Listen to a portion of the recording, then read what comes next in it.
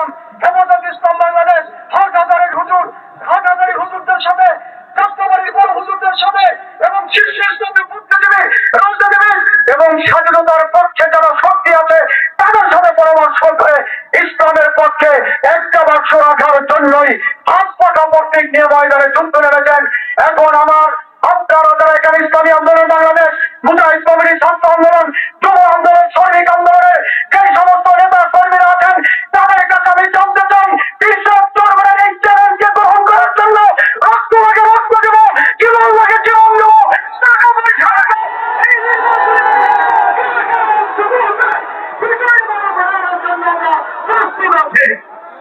এই জন্য আমাদের কোন ইসলাম নাই। সকাল থেকে রাত পর্যন্ত প্রত্যেকটা ভাইয়ের হাতে হাত ধরবো এবং আমার মা বোন, আমার স্ত্রীদেরকে পর্দার সাথে মা বোনদের ঘরে ঘরে গিয়ে তাদের কাছে ভোট ভিক্ষা করবো।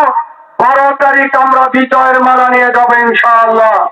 এই বৃহস্পতিবার মাদারীপুর ফরিদপুরে খেলা আছে, সেই খেলায় হাত পাকা জিতবে ইনশাআল্লাহ। সবাইকে আমন্ত্রণ রইল। ওমা তৌফিক ইল্লা বিল্লাহ। আসসালামু আলাইকুম ওয়া রাহমাতুল্লাহ। বিজয় হবে।